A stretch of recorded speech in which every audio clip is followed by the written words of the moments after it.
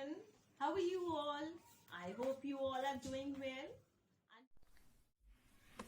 So children, let's begin with a new chapter in maths today, and that is polygons. It is chapter number 28 of Selena book for ICSE schools, class 6.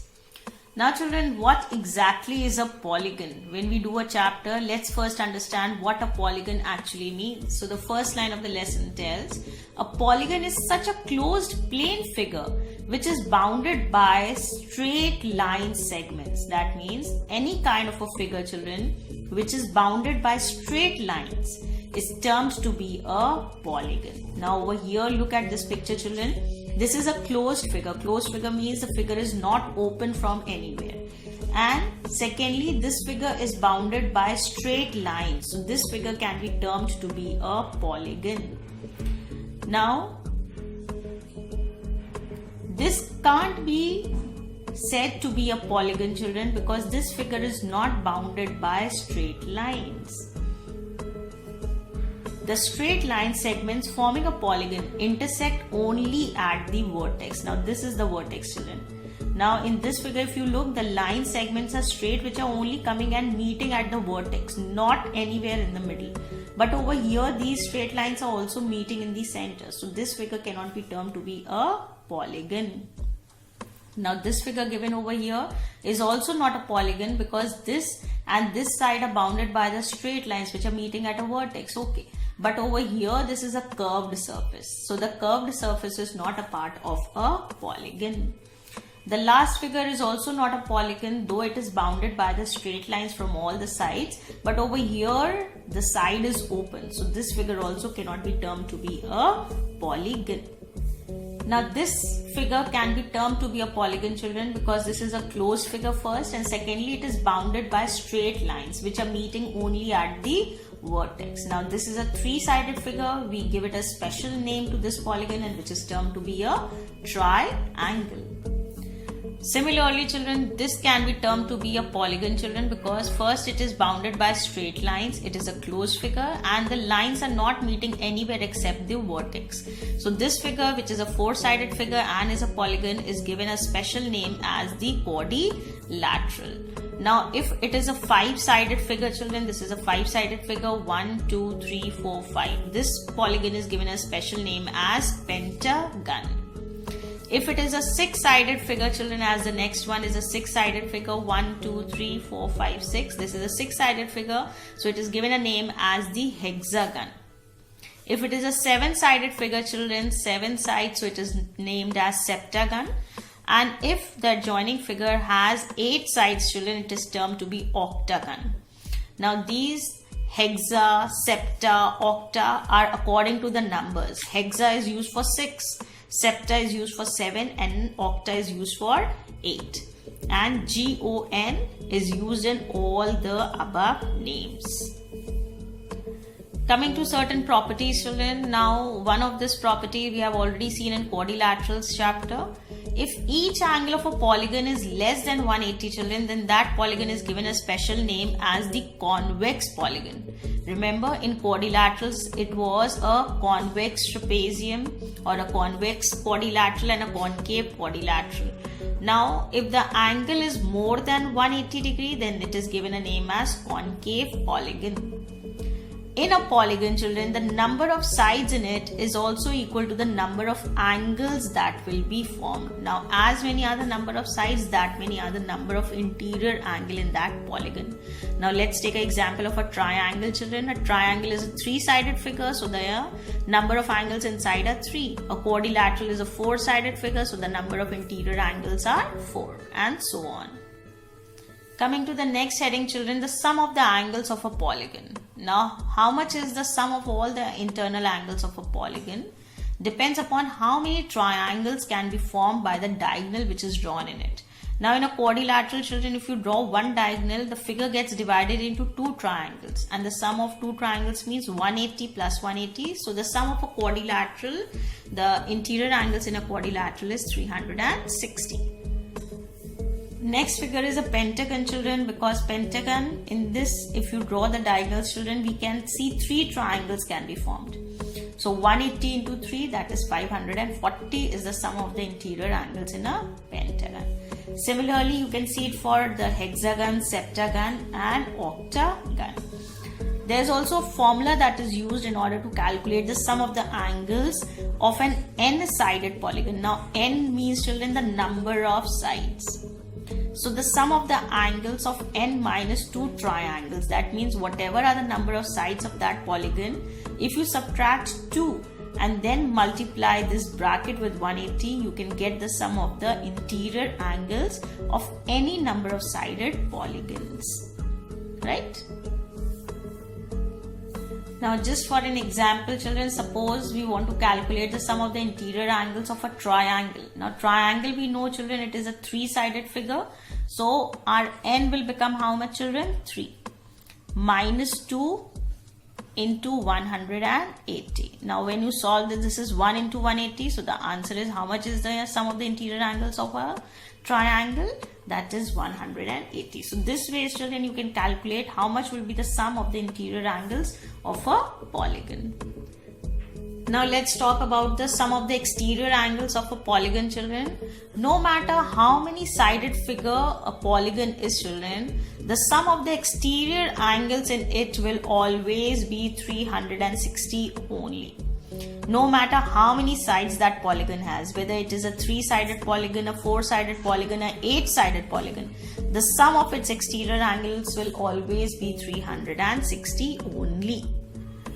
So with this, children, we complete the introduction for the lessons of polygons. Now straight away, let's start with the exercise so that you can see how to do the various questions of exercise A. Let's begin with exercise 28A, children. Now question number 1 says, state which of the following are polygons. Now this is a very simple question. You can do it yourself, children. This will not be a polygon because this side is open. Then this can be a polygon, children. This cannot be a polygon because it has a curved surface. This cannot be a polygon because it is meeting except the vertex in the middle also. So this phase you can do question number 1. Coming to question number 2, children, find the sum of the interior angles of a polygon when the number of sides are given. Now over here, number of sides are given and we have to calculate the sum of the interior angles. So let's see how to do this. So we begin with the first question number 2, the very first part I am doing. It has 9 sides, children. Now you have to put the formula of sum of the interior angles, which is n minus 2 into 180. Now n is actually the number of sides, which is 9. So in the formula you write n minus 2 means 9 minus 2 into 180. That is, first solve the bracket. So 7 into 180, which is 1260 degree angle. Similarly, you are going to do the second part also of the same question, children, which says it has a 13 side. That means this polygon is a 13-sided figure. Again, first write the formula, children. Sum of the interior angles is n minus 2 into 180. N is this time 13. So in place of n, you write 13 minus 2 into 180, which is 11 into 180, which is 1980. Coming to question number 3. Now in question number 3, children, question number 3 says, children, find the number of sides of a polygon when the sum of the interior angles are given. Now the sum of the interior angle is given as 1440 and 1620. So let's see how to do this. Now again we are going to make use of the same formula, children, that we used in the second question. Sum of the interior angles is given and we have to calculate n now. So use the same formula, sum of the interior angles. I have written in short over here. N minus 2 into 180. Now over here where the sum is written, children, over there we will write whatever is the sum of the interior angles given. That is 1440 is equals to n minus 2 into 180. Now this 180 is in multiplication, children. It can be taken on the other side. It will come in division. Now reduce this 1440 divided by 180. Reduce the numbers, children. It will come out to be 8 is equals to n minus 2. Now this minus 2 has to be removed and taken on the other side, children. So n is equals to 8 plus 2. I have brought it this side because many a times we try to keep the variable this side. So that is why, in order to make it clear, I have brought it this side. Otherwise you can take it that side also. You can do it like this also, children. 8 this plus 2 is equals to n. It could be written like this also, children. It won't make any difference. So the number of sides are 10.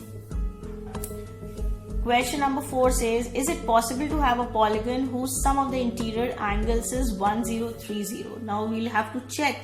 If n is coming in a whole number, children, then this can be the sum of the interior angles of a polygon. But if n is coming in fractions or in decimal, then this cannot be the sum of the interior angles of a polygon. Now here is the working. Sum of the interior angles is 1030. So 1030 is equals to n minus 2 into 180. Divide this by 180.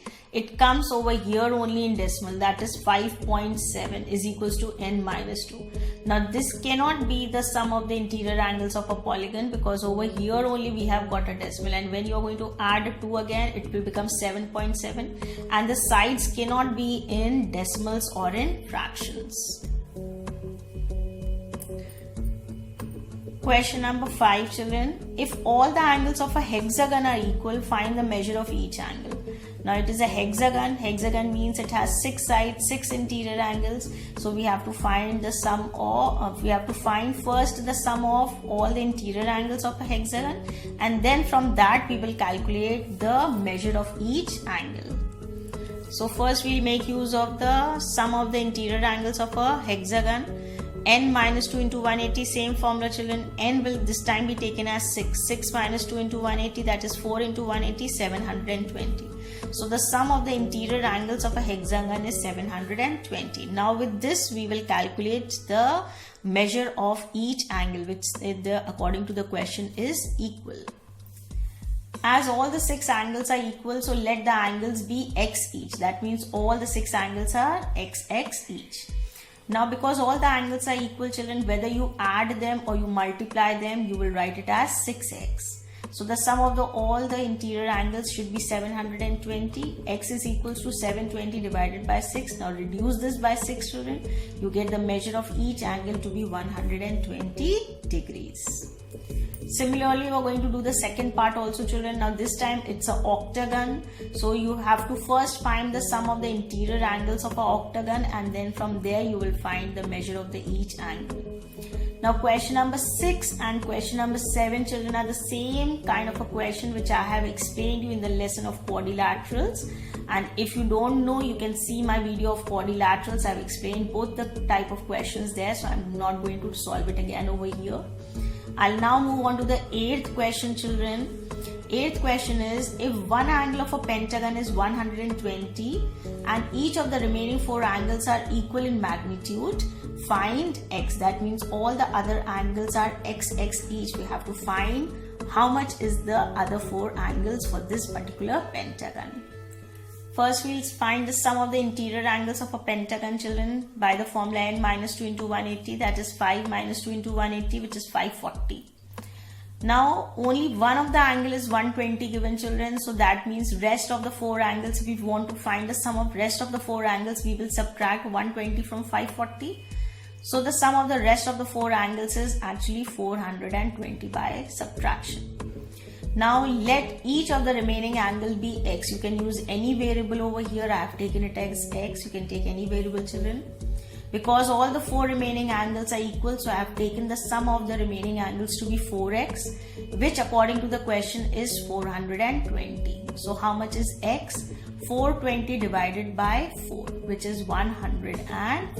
When you reduce this, children, it is coming 105. That means in this particular polygon, this pentagon, children, one angle is 120 and rest of the 4 angles are 105 degrees each. Coming to question number 9, children, the angles of a pentagon are in the ratio 5:4:5:7:6. Find each of the angle of this pentagon. Angles of a pentagon are given in the ratio, children. This is the ratio which is given in the question. So in order to solve the ratio, children, you will have to use a variable. So I have taken a variable and we write a statement. Let the angles be 5a, 4a, 5a, 7a and 6a. Whatever was given in the ratio, along with the variable, we write the same thing. You can take any variable, children, x, y, z, anything. Sum of the interior angles of a pentagon we have calculated in the previous question, children. So I had taken it from there, 540. If you want to do one more step, you can do it over here by calculating the sum of the interior angles by the formula n minus 2 into 180. So by that you will get 540. Now the sum of all these interior angles should be equal to 540. These are all like terms, so add them. 27a is equals to 540, a is equals to 540 upon 27, and when you reduce it, the value of a is coming out to be 20. Now in order to calculate all the angles, children, we will put the value of a in all the 5 angles that are there. So putting the value of a in 5a, that is 5 into 20, which is 100. 4a is 4 into 20, which is 80. 5a is again 100. 7 is 7 into 20, 140, and 6a is equals to 6 into 20, which is 120 degrees. Coming to the last question, children, I'm just going to explain you this, how to do it. Two angles of a hexagon are given 90 and 110. First of all, you will calculate how much is the sum of the interior angles of a hexagon by making use of the formula n minus 2 into 180. Hexagon, you know, it is a 6-sided figure, so 6 minus 2 into 180. Like that you will calculate the sum of the interior angles. From the sum, children, you will subtract 110 and 90, that is 200 you are going to subtract. And whatever is the remaining, that will be equal to the other 4 angles that are of equal magnitude. So let the remaining angles be 4x. 4x is equals to whatever is the sum left, and then you have to find the value of x. So that ways you will be able to find the remaining angles in a hexagon. It is the same kind of a questions which I have been doing in the previous ones. So with this we come to an end of today's video. Thank you. So that's it for today's video, children. I hope I made myself very clear to you and you have understood each and every point that I have explained to you in today's video. If you have really understood, you know what is to be done. Please do like, share, comment, and don't forget to subscribe.